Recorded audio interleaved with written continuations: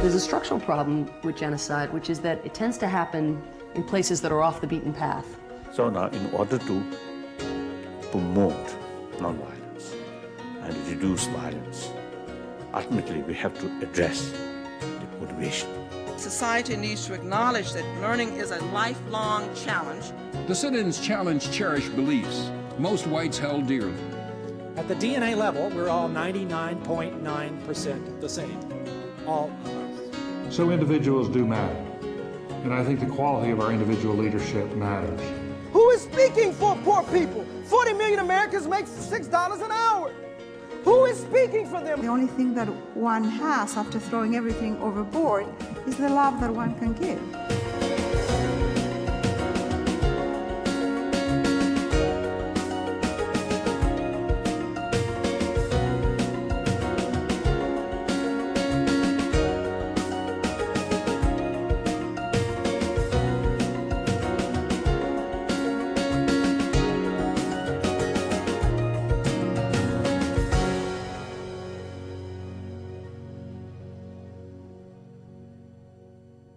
On November 21st, less than a month ago, in Prague, a major NATO summit was held, and 7 new states were admitted or invited to join NATO.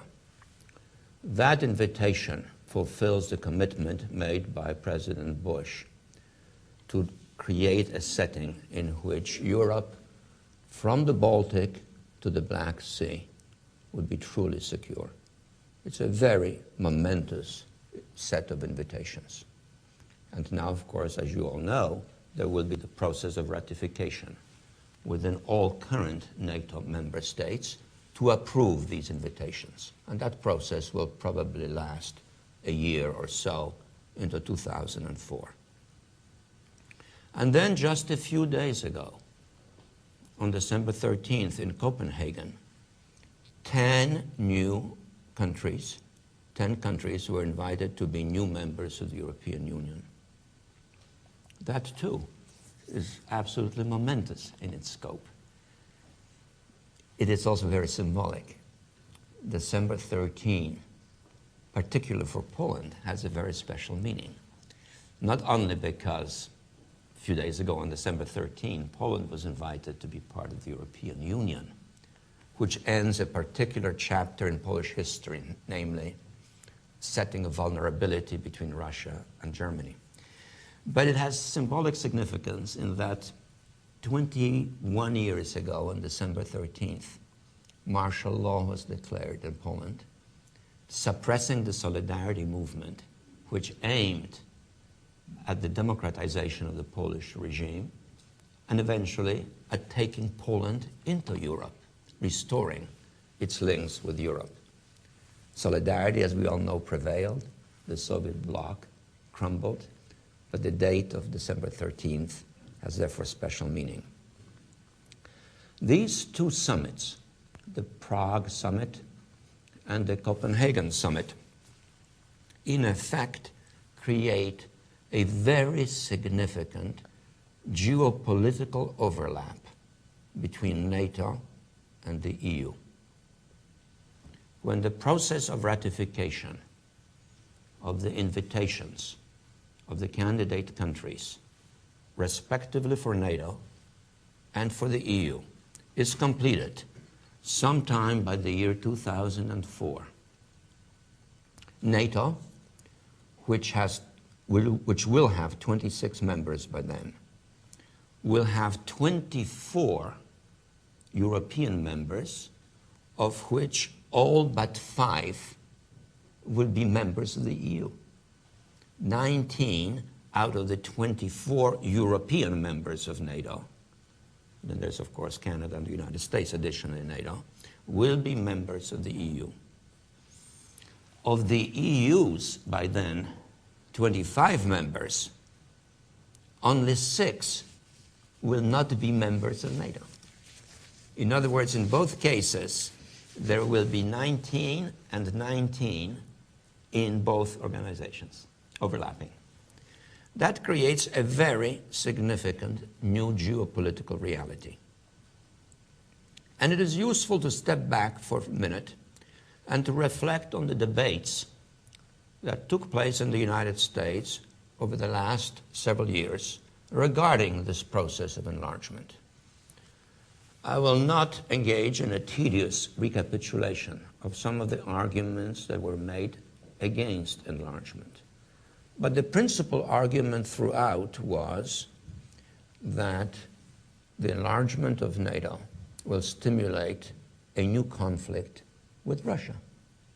And a number of very distinguished public figures in the United States, in the international affairs area or in scholarship, argued vigorously that the enlargement of NATO was dangerous. One even said it the worst mistake made in American foreign policy since the founding of NATO. We now know that this is not so, that the enlargement of NATO has created a wider zone of stability and security. Security not only objectively, but very important, psychologically, and it corresponds with the enlargement of the EU. More recently, arguments have been made that the enlargement of NATO dilutes the viability, the military cohesion of NATO. But you have to look at that argument critically and ask yourself, and would its military viability and cohesion be greater if it didn't enlarge? And against whom would it be greater? What sort of a militarily militant and closely cohesive NATO do we need, and against whom right now? Would, in that setting, without enlargement, the new independent Central Europe be secure? And last but not least, would it be good for international stability if the larger EU was 2/3 in NATO, but 1/3 not in NATO in terms of territory? Would that be more stable? In brief, I think what we have to recognize is that the expansion of NATO and paralleling it, the expansion of the EU, reflects a very big transformation in the nature of the European order, which has evolved as a consequence of the end of the Cold War and the collapse of the Soviet Union. In that setting, NATO has changed, and it had to change, from primarily a military and a political alliance into primarily a political and also military alliance. That was inherent in the historical change that Europe was experiencing in the course of the last decade, and in my view, it has been a constructive and an enduring but unfinished response.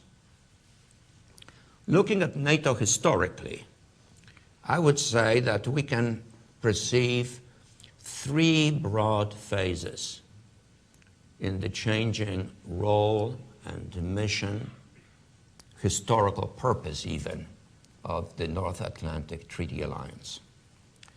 The first, which lasted several decades, was very clear and very focused, namely the defense of Western Europe.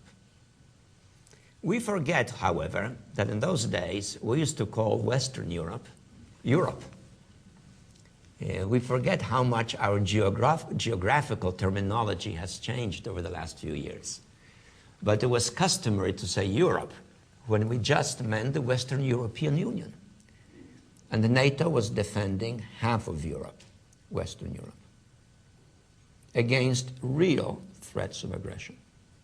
We now have, literally have, the Warsaw Pact war plans. And we know there were offensive plans, only offensive plans. The Warsaw Pact was not preparing itself for the contingency of a NATO invasion. There were no such maneuvers in the Warsaw Pact history, and no war plans designed for defense. There were only offensive Warsaw Pact plans.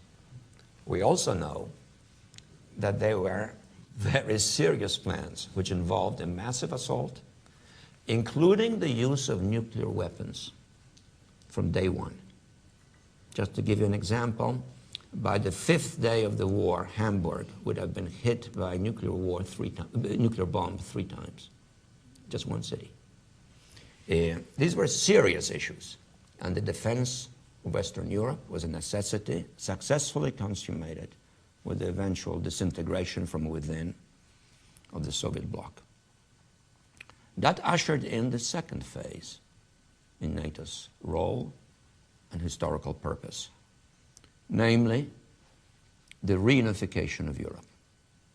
That is to say, the recognition that what we called Europe until 1990 was at best 1/2, maybe even 1/3 of Europe, and that there was now a larger portion of Europe which was no longer integrated into the Soviet bloc, no longer dominated by the Soviet Union, but which yearned to be part of that larger, new, emerging Europe.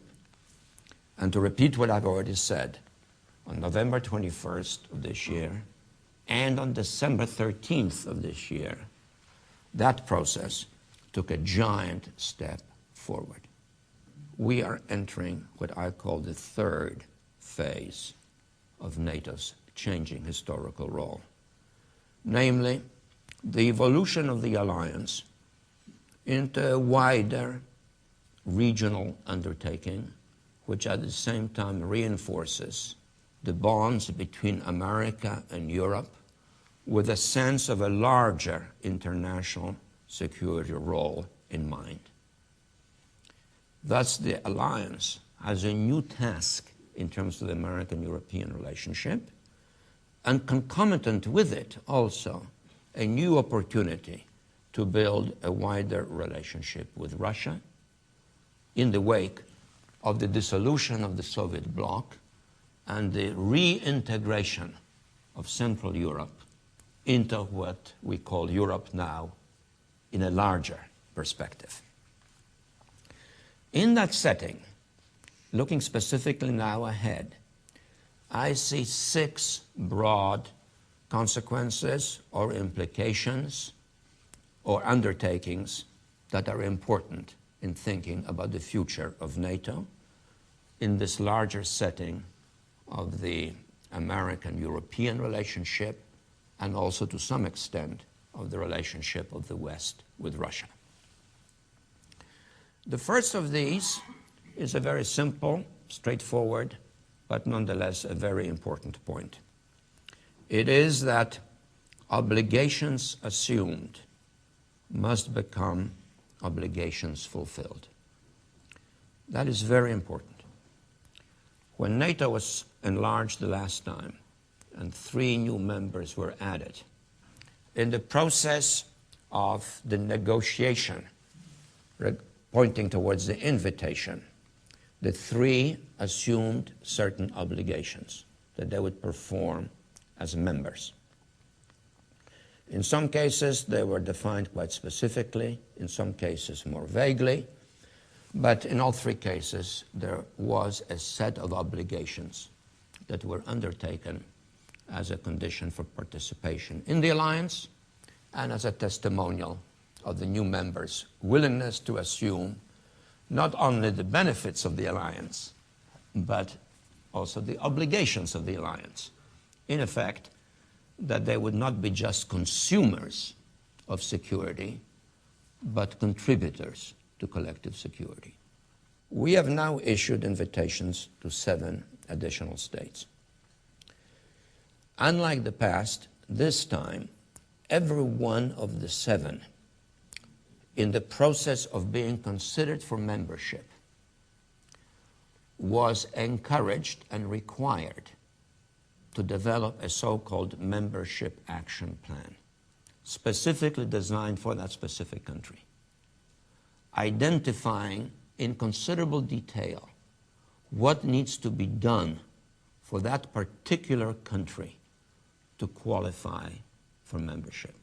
And these obligations are both specific and wide-ranging at the same time. They're political, they're economic, they're social, and of course, very specifically, they are military, including budgetary.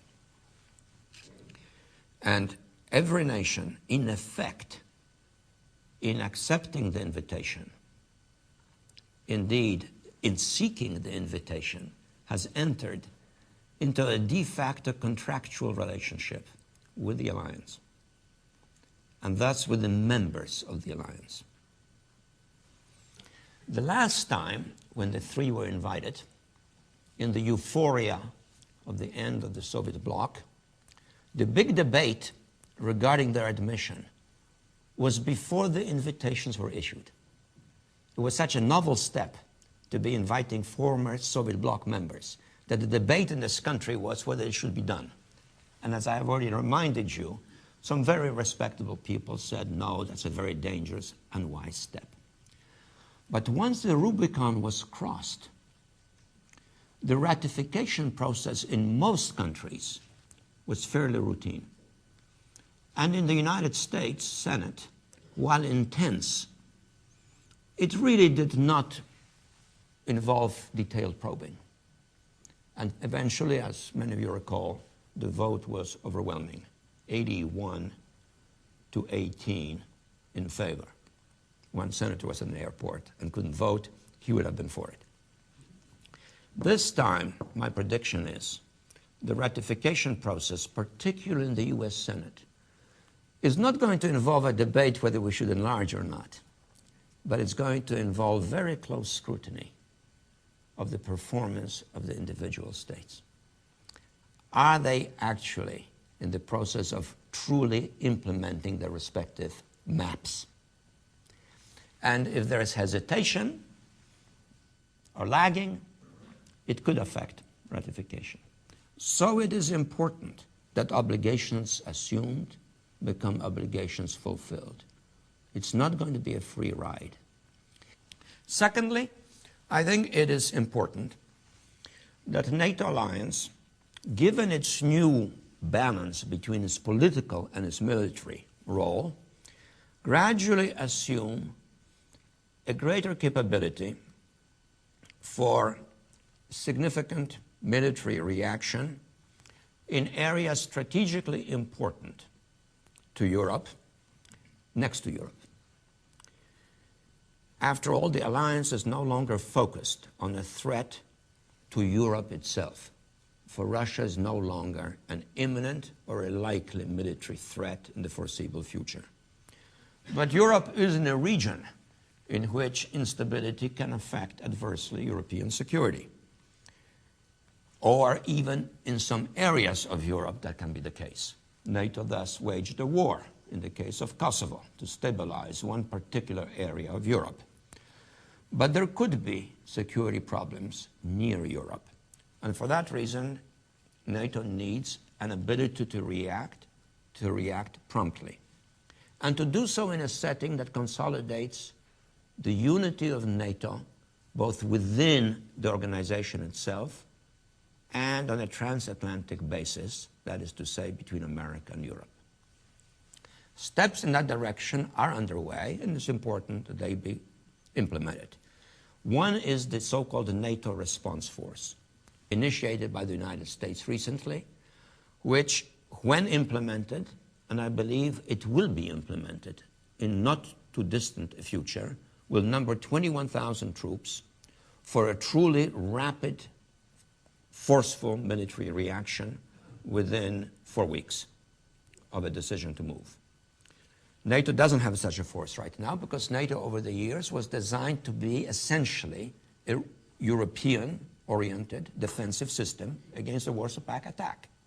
That leads me to the third point, which is that also before too long, NATO will have to be willing to engage in peacekeeping in areas near Europe and strategically important to Europe.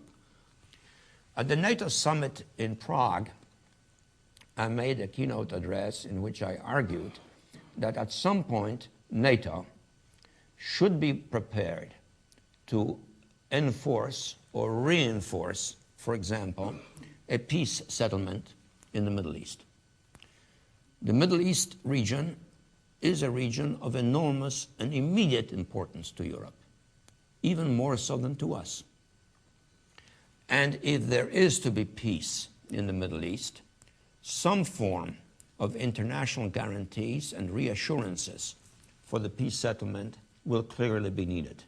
It's highly unlikely that you can have a peace in the foreseeable future, in the next several years, between Israel and Palestine without some external presence to provide security guarantees for both sides, given the likely complicated and painful territorial accommodations that will have to be undertaken if there is peace. One has to think also, fourth, of the larger map of Europe. We used to call Western Europe, Europe. We used to call everything east of that Eastern Europe. Even though, for example, Prague was and is situated more west than Berlin.